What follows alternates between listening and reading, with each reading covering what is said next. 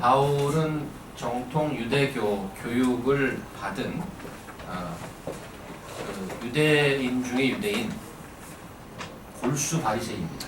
유대인 중에 그 골수가 있는데 바리새인들이죠.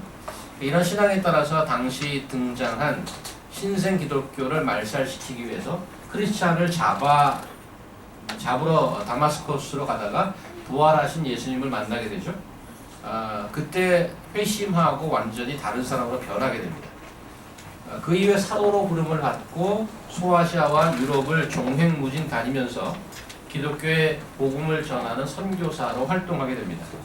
3번에 걸친 장기 선교를 마치고 예루살렘에 돌아와서 자기 백성들 유대인들에게 자기가 경험하고 자기가 보았던 하나님이 어떤 분인지를 전하고 싶어 했지만 상황은 생각대로 잘 되지 않았습니다. 이방인 선교, 율법과 성전에 대한 해석과 행동 등을 문제로 삼아 유대인들은 그 바울을 증오와 제거의 대상으로 삼게 되었습니다. 사도는 앞으로 어떻게 상황이 전개될지 한치 앞을 바라볼 수 없는 그러한 위기를 맞습니다.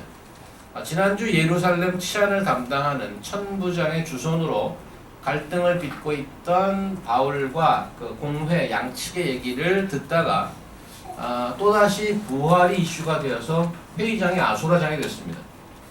가만히 놔뒀다가는 바울이 그 둘 사이에 목숨을 잃을지도 모르는 상황으로 치닫자 천부장이 다시 병사를 시켜서 바울을 영내로 끌어들이고 무리를 해산시켰습니다. 오늘 본문은 그때 이후의 그 사건의 연속입니다. 유대인들이 자신의 생각대로 바울을 제거하지 못하자 암살 계획을 짜게 되죠. 회의가 정식으로 진행되지 않았으니까 못했으니까 천부장에게 이제 부탁을 해서 사도 바울을 공회를 좀 보내달라고 그렇게 할 작정입니다. 그래서 그 영내에서 공회를 오는 그 사이에 매복하고 있다가 바울을 제거할 그런 계획을 짰단 말이죠. 암살단 40여 명에 대한 묘사가 오늘 3번 나오는데 이 12절, 14절, 21절 3번 반복되고 있습니다. 바울을 죽이기 전에는 먹지도 아니하고 마시지도 아니하겠다 맹세를 한 자들입니다. 바울에 대한 증오가 얼마나 컸던지 짐작이 갑니다. 여기 맹세라는 단어는 구약에서는 자주 등장하는 단어인데 하나님이 어떠한 죄악된 도시를 진멸하려고 할 때 진멸이라는 단어를 쓰는데 레헴 이렇게 얘기하는데 거기는 아무것도 못 갖고 오고 완전히 초토화를 시켜서 없애버리는 겁니다. 거기를 건드리면 자기도 같이 진멸되는 겁니다. 그래서 이 사람들의 맹세는 뭔가 하면 네가 죽든지 내가 죽든지 한번 해보자는 거예요. 그 정도로 결심이 강한 그런 것입니다. 또 오늘 이야기를 보면 16절에 난데없이 여러분이 잘 못 들었던 그런 단어 하나가 등장하죠. 바울의 생질이 그들이 매복당했담을 듣고 와서 영내에 들어가 바울이가 아닌지라. 생질이 뭔지 아십니까 여러분? 들어보셨어요? 생질? 무슨 뭐 바이오 식품 뭐 이렇게 생각하시면 안 됩니다. 생질.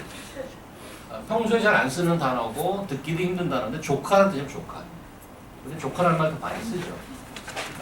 사실 더 명확하게 얘기하면 남자 조카를 생질이라고 그러고 여자 조카는 뭐라고 그러는지 아세요?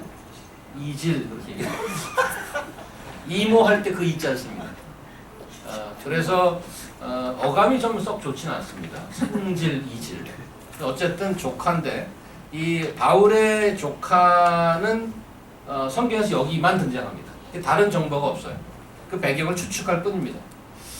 뜻밖의 그 음모의 정보를 접한 바울은 바로 백부장에게 잭부장을 통해서 조카를 천부장에 가도록 부탁하고 천부장은 의외로 친절함으로 조카를 대해주죠. 19절 보면 천부장이 그의 손을 잡고 물러가서 조용히 묻되 이 청년이 몇 살이 되는지 모르지만 어린 조카가 왔는데 잠깐 일로 와라 그러고 천부장님은 굉장히 관리 높은 관리 데리고 가서 저쪽 가서 야 그 무슨 얘기인지 한번 얘기해봐라. 조용히 얘기했단 말이에요. 로마 당국자의 모습 같아 보이지 않습니다. 어쨌든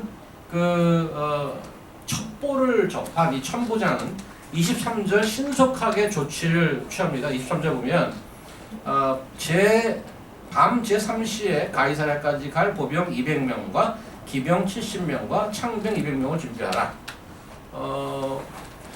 로마 제국이 어서오세요. 로마 제국이 그 지역을 다스리는 지역 수도가 예루살렘이 아니었어요. 가이사랴였어요. 가이사랴.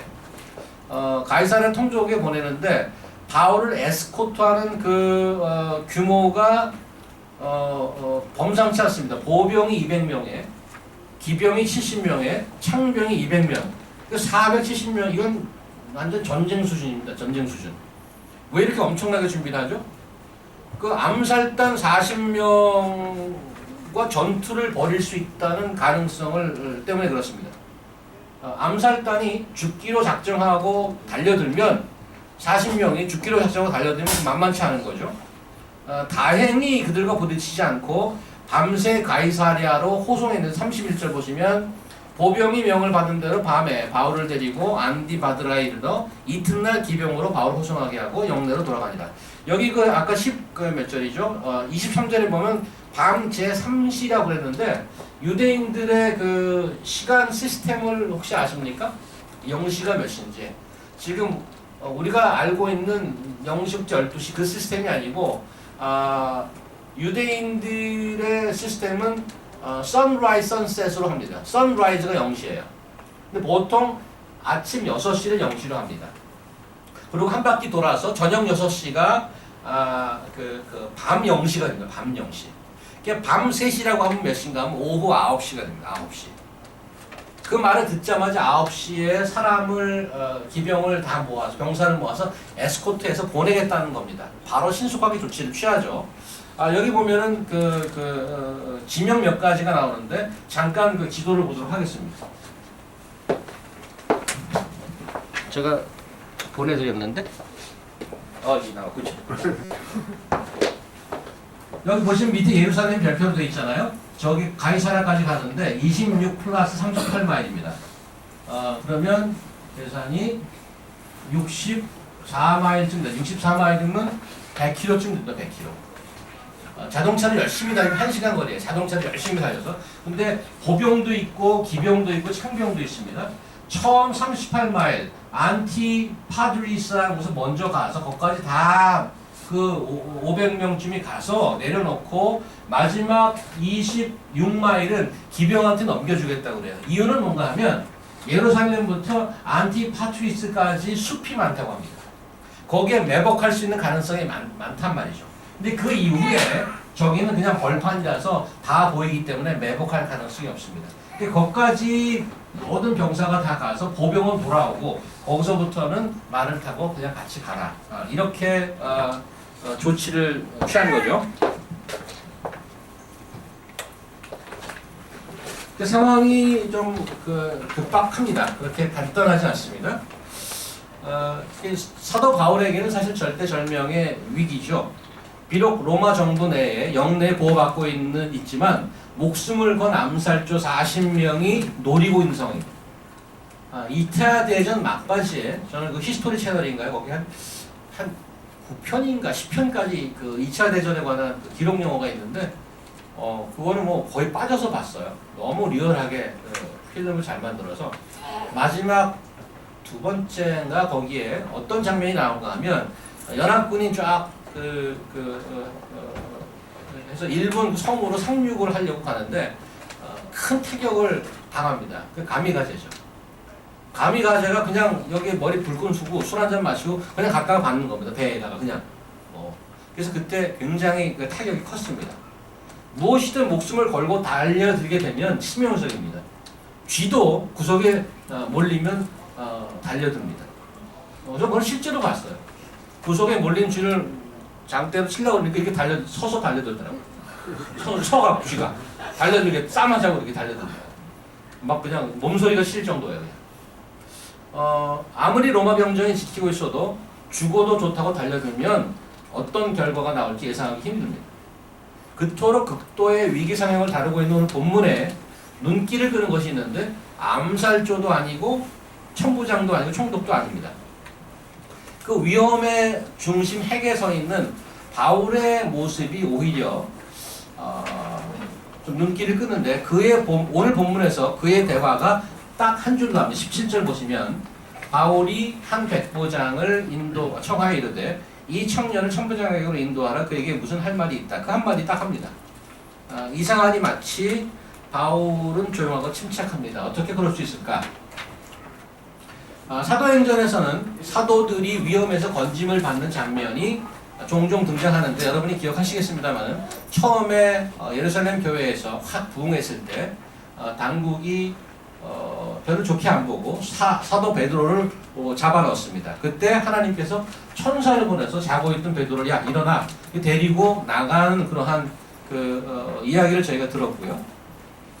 빌립보에서 사도 바울이 감옥에 갇혔을 때 지진이 일어나고 손에 묶었던 체인들이 저절로 풀려서 나왔던 그런 사건을 저희가 보기도 했습니다. 우리 이런 것을 보면 기적이라고 얘기합니다. 오늘 본문에서는 이러한 스펙타큘러한 장면은 없습니다. 지진도 없고 천사도 없고 하나님의 음성도 없습니다. 오늘 본문에는 그저 일련의 그룹들이 자기 이해관계에 맞춰서 행동한 것뿐입니다. 성경은 벌어진 사건을 신문처럼 기록한 것일까요? 성경이 우리에게 도전하는 것이 있는데 믿음의 눈입니다. 우리가 흔히 볼 수 있는 자연스러운 일상 밑으로 유유히 흘러가는 하나님의 통치와 뜻을 분별해낼 수 있는가 그겁니다. 이런 것을 잘 우리가 못 본단 말이죠.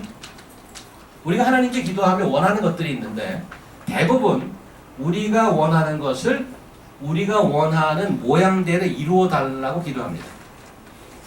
특별히 분별해야 될 게 있는데 원하는 것과 필요한 것의 차이입니다.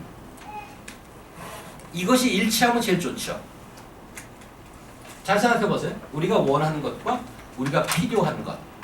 그것이 일치할 때 가장 좋은 건데 놀랍게도 그렇지 않은 경우가 제일 많습니다. 이해가 안 가면 여러분들 자녀를 생각하시면 됩니다. 얼마 전 신문에 이런 기사가 났어요. 굉장히 공감이 가는 제목이었어요. 왜 우리가 원하는 것은 다 건강에 안 좋은 것일까? 이게 제목이에요. 삼겹살, 튀김, 케이크, 아이스크림 다 좋아하는 거예요. 근데 건강에 다 안 좋대. 내가 원하는 모양대로 내 인생이 가지 않으면 좌절하고 힘들어하고 의기소침한단 말이죠. 어떤 이들은 속세를 떠나서 동굴에 들어가요. 종종 그런 분이 있죠. 혹은 물 밑으로 잠수해버리죠. 언제 나올지 몰라요. 숨이 얼마나 긴지 안 나타나고. 그 이유는 뭔가요? 내가 원하는 모양의 그림이 안 나온다는 거죠. 내 인생에. 성경이 우리에게 계속 도전하는 것은 뭔가 하면 내가 원하는 모양이 아니지만 내게 정말 필요한 것이 이루어져 갈 수 있다고 얘기하는 겁니다. 다시 얘기합니다. 내가 원하는 모양이 아닌데 보면은 내게 필요한 것들이 이루어져 가고 있더라 이겁니다. 이것이 성경의 증거죠. 그것을 볼 수 있느냐, 그 눈이 있느냐가 중요하단 말이죠. 사도 바울로 다시 돌아가 보면 바울은 자신의 확신에 찬 교육과 믿음에 근거해서 신생 기독교를 파괴하는 것을 자기 사명으로 생각했던 자고 비슷한 놈들과 지금 만난 겁니다. 40명. 자기도 그랬거든요. 비슷한 것들과 자기 맞닥뜨린 겁니다. 그러다가 사도 바울은 부활하신 예수님을 만나서 새로운 삶의 목표가 생겼는데 그 9장을 보면 이렇게 나옵니다. 처음 회심할 때 장면, 주께서 이르시되 가라. 이 사람은, 여기서 이 사람은 바울은 얘기합니다. 내 이름을 이방인과 임금들과 이스라엘 자손들에게 전하기 위해 택한 나의 그릇이라. 딱 예수를 만나는 순간 자기 사명을 받았습니다. 어디? 이방인한테 가고 임금들이라고 그랬어요. 이방인 임금들 굉장히 높은 사람들과 만날 거래요. 이스라엘 자손들에게도 전하기 위해 택한 그릇이라고 되어 있습니다. 이런 사명에 걸맞게 사도 바울은 아시아와 유럽으로 좁다 하고 다녔습니다. 활발히 선교 활동을 펼쳤습니다. 땅 끝까지 이르러 내 증인이 되리라는 사명을 가지고 자기도 로마와 스페인까지 갈 거라고 계획을 알리고 다녔습니다. 그런데 지금 본국 예루살렘에 와서 발목이 잡혀 있습니다. 유대 극렬 분자들이 바울을 죽이려고 음모를 짜고 바로 코앞에 숨어 있는 것이죠. 성경에 기록되어 있지 않지만 헌신하고 평생을 바친 사도에게 지금 시간이 큰 고난과 좌절이 아닐 수 없습니다. 자신을 죽이려고 달려드는 자신의 조국 사람들에게 쌓여있고 정치적인 이유 때문에 자신을 보호하려는 로마 당국 사이에 낀 기구한 운명이 되어 있단 말이죠. 그때 사도는 다시 정신을 차리고 상황을 똑바로 바라볼 수 있는 모멘텀을 받게 되는데 그게 바로 지난 시간에 보았던 마지막 구절입니다.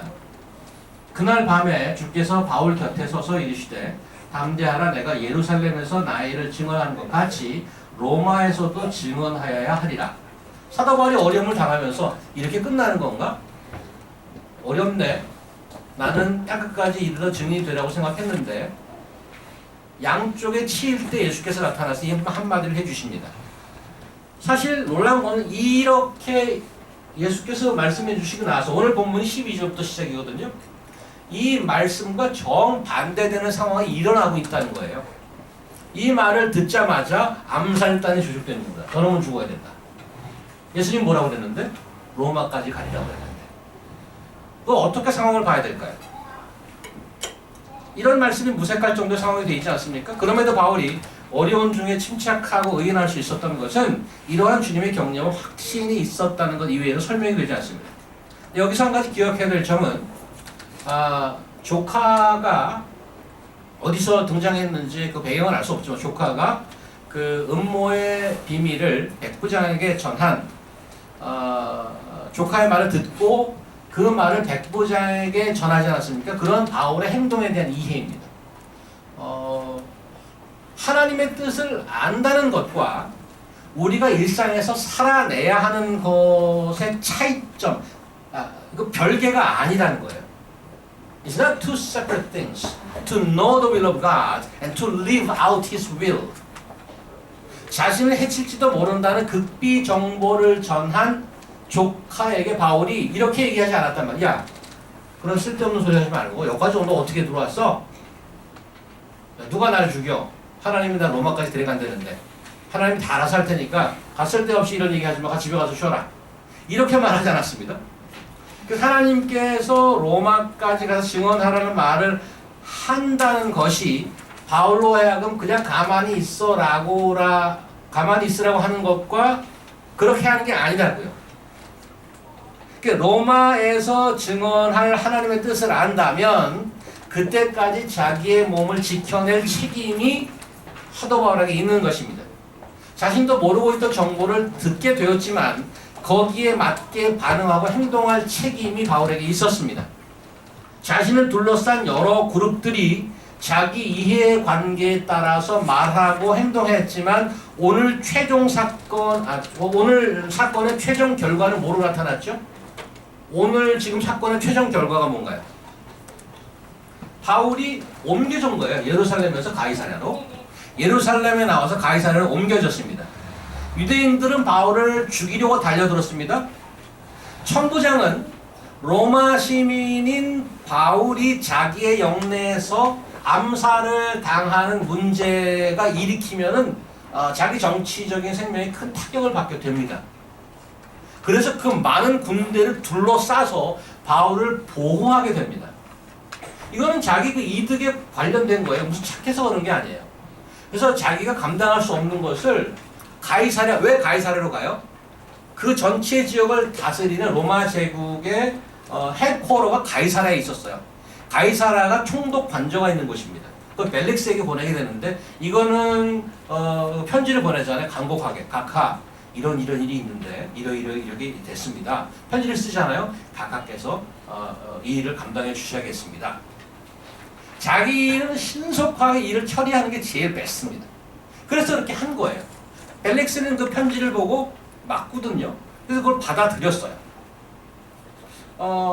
그 이후에 사건이 어떻게 되는지 아십니까? 한 구절 앞으로 보게 되겠지만 한 구절을 잠깐 보겠는데 그 이후에 어떻게 되는지 사도행전 26장을 한번 보겠습니다. 지금 이 장면은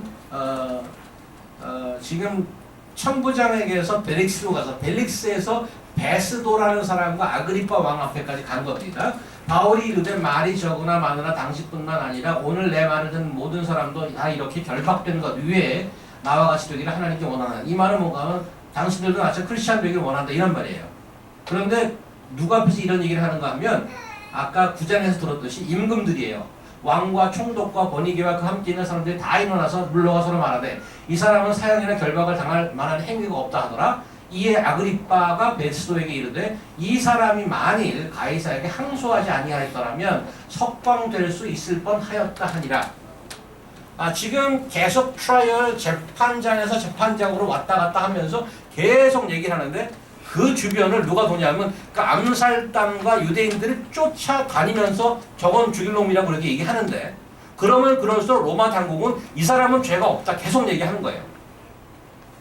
그런데 풀려나도 됐다고 얘기하는데 사도 바울은 나는 항소한다. 이건 안 된다. 나는 가이사에게 가서 얘기를 해야 되겠다. 왜냐하면 이스라엘 유대인들 자꾸 죄인이라고 그러니까. 그래? 그럼 나 항소하겠다. 포인트가 뭔가 하면 하나님께서 너는 로마에 가서 지원할 거야. 이렇게 오케이. 어떻게 그렇게 될까? 이렇게 그렇게 된단 말이죠. 재판을 받아가면서 거기 가더란 얘기죠. 로마까지 가는 과정이 사도 바울이 전혀 예상치 못한 과정일 수 있습니다. 어떻게 그렇게 됐을지. 세상은 각자 자기 이익에 맞게 일을 도모하고 계획도 짜고 행할 것입니다. 그런 일련의 사건들이 외형적으로 바울을 옥죄고 생명의 위협을 주는 것일 수 있습니다. 그런데 이 와중에 바울은 결과적으로 보니까 한 걸음씩 어디로? 로마로 가고 있더란 말이죠. 이렇듯 일상의 삶 속에서 보통의 나날 속에 서려 있는 하나님의 그 손길을 우리가 발견하고 분별할 수 있겠나? That is the question.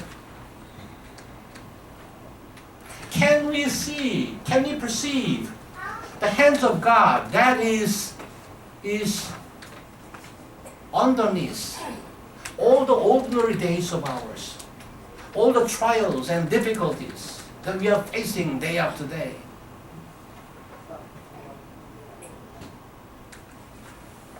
제가 어쩌다가 목사까지 되고 할 수 없이 말씀을 보면서 조금씩 깨달으면서 종종 제 자신에게 하는 질문이 왜 나는 뉴욕에까지 와 있나? 한국에 태어났다가 저기 시골 호주에 갔다가 어떻게 흘러 뭐 캐나다, 보스턴 여기까지 흘러왔는가?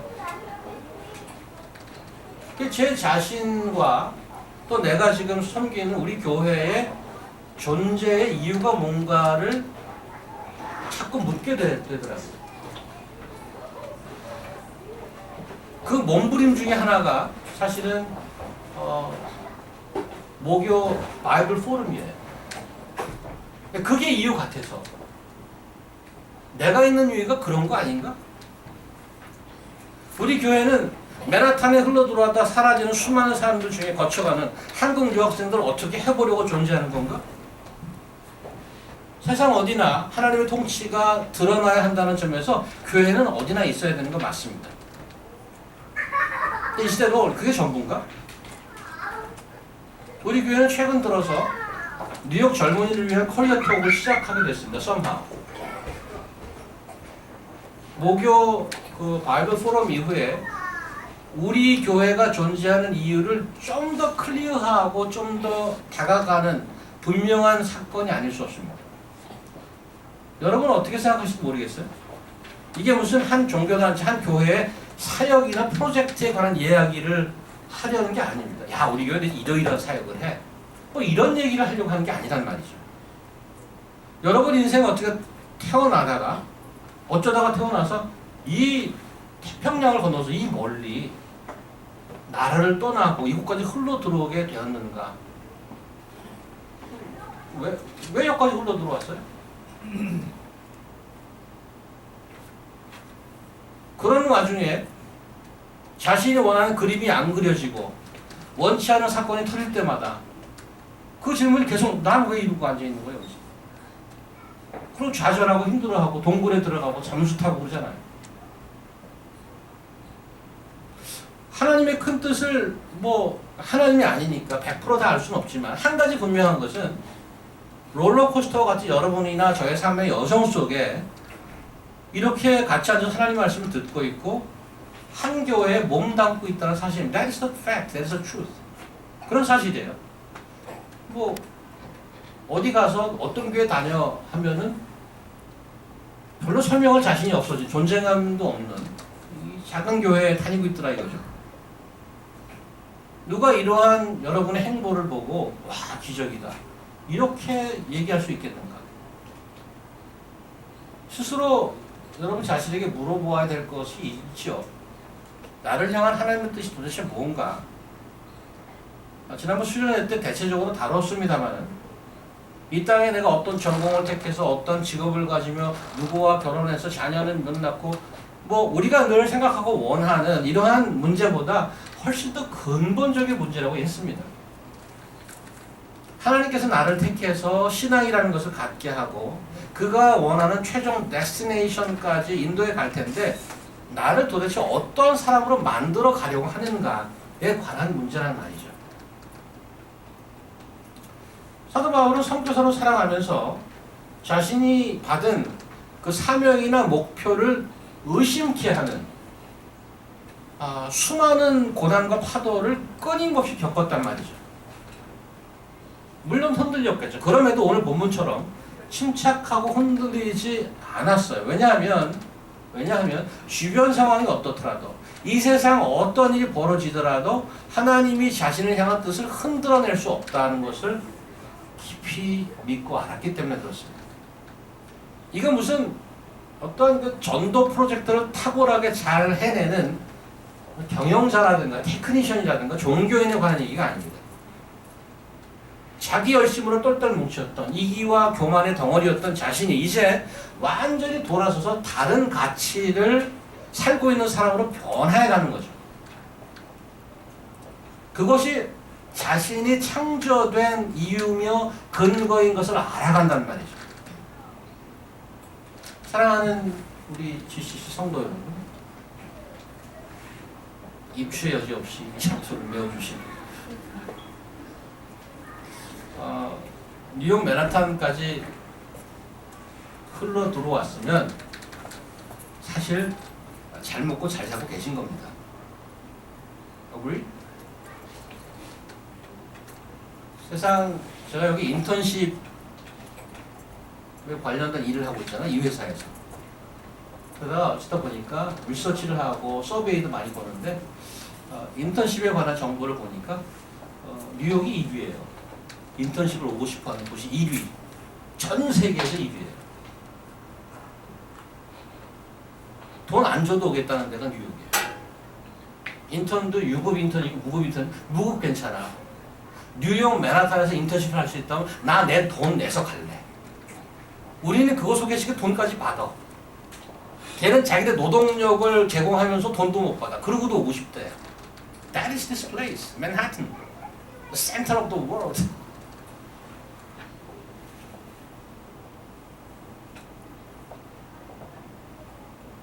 온 세계가 부러워하는 여기서 여러분들 지금 먹고 살고 있으면 잘 먹고 잘 살고 계시는 거란 말이에요. 뭘 더 원하세요? 그래요. 한 가지는 허락해 드리지. 다음 달 월급 타면 그동안 묵상하고 있던 명품 하나 사십시오. 괜찮아요. 당당하게 입고 걸치고 다니세요. 영화도 보고 콘서트도 가고 그렇게 하세요. 뉴욕에 사실 인간적으로 즐길 만한 것이 얼마나 많습니까? 괜찮아요. 그게 무슨 막 큰 것도 아니고. 얼마나 좋습니다. 감사하고 누리고 즐기십시오. 그런데 그게 인생의 전부인가 이거죠. 이대로